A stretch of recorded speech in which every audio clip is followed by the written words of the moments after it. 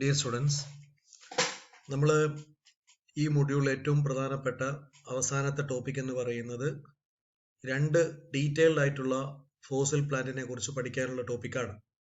അതിലൊന്ന് റൈനിയ എന്ന് പറയുന്ന ഒരു പ്ലാന്റും മറ്റൊന്ന് ലെപ്പിഡോഡെൻഡ്രോൺ എന്ന് പറയുന്ന പ്ലാന്റുമാണ്.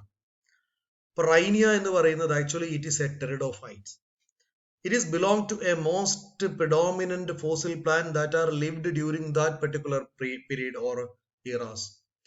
സോ ഇതിന്റെ വളരെ പ്രധാനപ്പെട്ട ഒരു അഡ്രസ്, നമ്മൾ അതിനെ സിസ്റ്റമാറ്റിക് പൊസിഷൻ എന്നൊക്കെ ടെർമിനോളജിയിൽ പറയും. എന്താണ് ഇതിന്റെ സിസ്റ്റമാറ്റിക് പൊസിഷൻ? ഇതിന്റെ ഡിവിഷൻ ടെറിഡോഫൈറ്റയാണ്, സബ് ഡിവിഷൻ സൈലോഫൈറ്റയാണ്, ക്ലാസ് സൈലോഫൈറ്റോപ്സിഡയാണ്, ഓർഡർ സൈലോഫൈറ്റൈൽസ് ആണ്, ഫാമിലി റൈനിയേസി ആണ്, then the belong to the genus റൈനിയാണ്. ഇതാണ് അതിന്റെ ബേസിക് ആയിട്ടുള്ള വളരെ പ്രധാനപ്പെട്ട information. So we are going to discuss about Rhynia in detail. നമ്മൾ പറയാൻ പോകുന്ന ഏറ്റവും കൂടുതലായിട്ട് ഒന്ന് അതിന്റെ introduction, classification of Rhynia, external features of the plant, internal features of the plant, sporangia of the Rhynia, gametophyte stage in Rhynia and life cycle. These are the most important topic that we are going to discuss. The fossil of the genus Rhynia were discovered by Kidston and Lang in 1921 from the Rhynia locality Chert of Aberdeenshire in Scotland in Middle Devonian era. Middle Devonian ഇറയിലാണ് ഈ പറയുന്ന വളരെ പ്രധാനപ്പെട്ട ഒരു group of പ്ലാന്റിനെ ഇവർ identify ചെയ്തിരിക്കുന്നത്. എവിടെ നിന്ന്? That is during the period that is 1970 to 1921 from the Rhynia locality that is chert of Aberdeen. We can say that the most important term, that is the most important place called Aberdeenshire in Scotland in Middle Devonian era.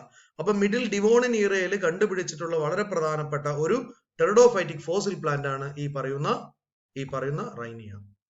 എന്തൊക്കെയാണ് അതിന്റെ external features?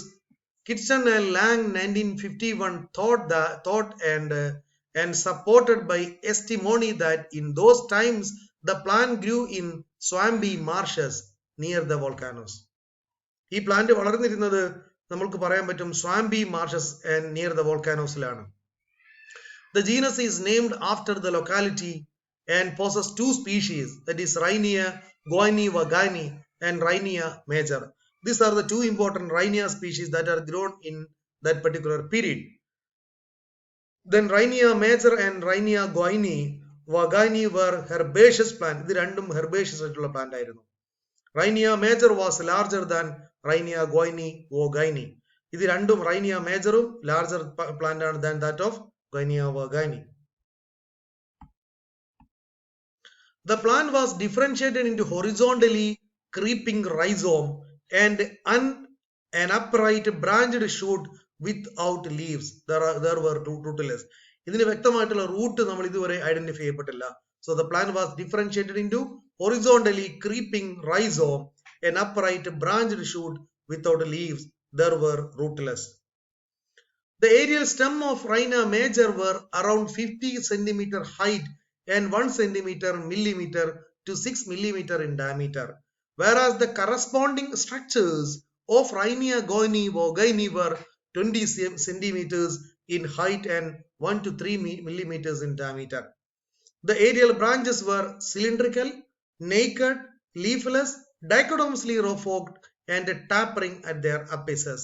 The aerial branches end in tapering vegetative apices or bore pear-shaped terminal sporangia. So these are some of the most important peculiar features of Rhynia. Then another important internal features. എന്തൊക്കെയാണ് ഇതിന്റെ internal features? The internal organization, that is anatomy of the rhizome as well as of the aerial stem, was practically similar in both species of Rhynia, except that some of the slenderest tips of Rhynia goini-wagani were destitute of any vascular structure. In the anatomy of the aerial stem are as followed. അപ്പോൾ നമ്മൾ ഇതിന്റെ വളരെ പ്രധാനപ്പെട്ട ഒരു ഭാഗം കണ്ടുപിടിച്ചിരിക്കുന്നത് അതിന്റെ anatomical portion ആണ്. പ്രധാനമായിട്ടും അതിന്റെ സ്റ്റെം, അതിന്റെ ക്യാരക്ടേഴ്സ് എന്തൊക്കെയാണ് നമുക്ക് ജസ്റ്റ് ഒന്ന് നോക്കാം. The first, this is actually the fossil part of that particular Rhynia, the internal structures. It was the outer epidermis. It was the outermost single layered, enveloped, covered by a thick layer of cuticle. The epidermis of the aerial shoot was interrupted by stomata. ഈ പറയുന്ന ക്യൂട്ടിക്കലിനെ interrupt ചെയ്തുകൊണ്ട് സ്റ്റൊമാറ്റയും നിങ്ങൾക്ക് കാണാൻ പറ്റും. See, this is actually the structure which is identified from the fossil. You can see the epidermis, outer cortex, inner cortex, xylem, phloem and stomata. This is actually the stomata. You can see the epidermal cell, stoma and God cell. Each stomata have two God cell. Therefore, the rhizome didn't contain any stomata. The rhizome possessed unicellular rhizoids on its surface. Then cortex, the epidermis was followed by well-organized and make broad zone of cortex. The cortex is differentiated into two zones, the outer cortex, that is hypodermis, and the inner cortex. The outer cortex consisted of 1 to 14 cells layer of compactly arranged polygonal parenchymatous cells without any intercellular space.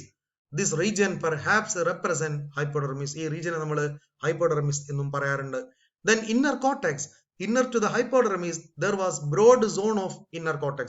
You can see the broad zone of inner cortex in the particular stem of Rhynia. The inner cortex was composed of spherical parenchymatous cells with large intercellular spaces which maintained continuity with the outer atmosphere through the stomata present in the epidermis. This indicates that the inner cortex was the chief photosynthetic region. So the inner cortex is the chief photosynthetic region of the plant. Then stele and central cylinder. A protostele was present in the central part of the axis as well as the rhizome. So within the stem, you can see a central portion, part of the axis as well as rhizome. The xylem was surrounded by the phloem. Xylem surround ചെയ്തുകൊണ്ട് ഇതിന് വളരെ clear ആയിട്ടുള്ള phloem ഉണ്ട്. The xylem was composed of only tracheids with annular or spherical thickening. The phloem was represented by 4 to 5 layers of thin-walled elongated cell with oblique end wall. The xylem was surrounded by the phloem, that is already discussed here. വളരെ clear ആയിക്കൊണ്ട് ഇതിനെ xylem explain ചെയ്തു വെച്ചിട്ടുണ്ട് ഇവിടെ. The inner cortex was composed of spherical parenchymatous cells with a large intercellular space which maintained continuity with the outer atmosphere through the stomata present in the epidermis. ഞാൻ ഇത് വളരെ detail ആയിട്ട് പറയുന്നത് പരീക്ഷയ്ക്ക് ചിലപ്പോൾ 3 മാർക്കും ചോദിക്കും. Write an account on Rhynia. This indicates that the inner cortex was chief photosynthetic. Then stellar and central cylinder. A protostele was present in the central part of the axis as well as the rhizome. Then reproductive structure, that is the sporangia. The sporangia were born singly on the species of some of the aerial branches. On the apices of the certain branches, they were oval, slightly cylindrical, club elongated shaped with a diameter slightly greater than that of the subtending branch tip. The sporangia of Rhynia major length is 12 millimeter, breadth and 1.4 millimeter, spore size and 65 mu in diameter. The sporangia of Rhynia guini vulgani length is 4 millimeter, breadth is one breadth that is actually the breadth. One spelling is missed, and the spore is 40 micrometer in diameter.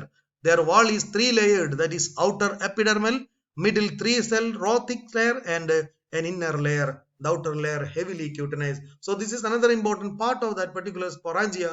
You can see the spore which is specifically located within a particular area. Then gametophytic stage of Rhynia. Within the same Rhynia, chert buds were some germinating spores were which show multicellular structure developing at the end of the germ tube. This was the indication of the presence of gametophyte in Rhynia. Rhynia gametophyte ഉണ്ടായിരുന്നു എന്നുള്ളതിന്റെ ഏറ്റവും വലിയ തെളിവാണത്. Then Merker 1961 opined that the underground creeping parts of Rhynia is the gametophyte but not the rhizome. As the sex organs were not present in these organs, the gametophyte mature because speculate only. Then Pand regarded the smallest sized Rhynia guini vulgare to the gametophyte part of Rhynia major. Then this is actually the archegonia which are showed within the particular cell. And Puri 1961 is an opinion of the plant described as sporophyte may be gametophyte. ഇതൊക്കെ അത് പഠനത്തിന്റെ ഭാഗമായിട്ടുണ്ടായ confusions അവർ represent ചെയ്യുന്നത് മാത്രമേ ഉള്ളൂ. Then this is actually the life cycle of the Rhynia. You can see the sporophyte plant, sporangium, spore ഉണ്ടാക്കുന്നു, spore വരുന്നു, meiosis നടക്കുന്നു, gametophyte stage develop ചെയ്യുന്നു. ഗ്യാമിറ്റോഫൈറ്റിൽ നിന്ന് വീണ്ടും അത് സ്പോറോഫൈറ്റ് ആയി മാറുന്നു. ഇത് ഇവര് സ്റ്റഡിക്ക് ശേഷം റിക്കറേറ്റ് ചെയ്തിരിക്കുന്ന വളരെ പ്രധാനപ്പെട്ട ഒരു ലൈഫ് സൈക്കിൾ സ്റ്റേജ് ആണ്. അപ്പൊ ഞാൻ പറഞ്ഞു വന്നിരിക്കുന്നത് റൈനിയ is the most important and significant fossil plant which are identified from the Devonian period. That particular period is flourished with the presence of certain we can say that the pteridophyte plants called Rhynia. So historically the plant is very popular as well as important within the fossil study. Thank you.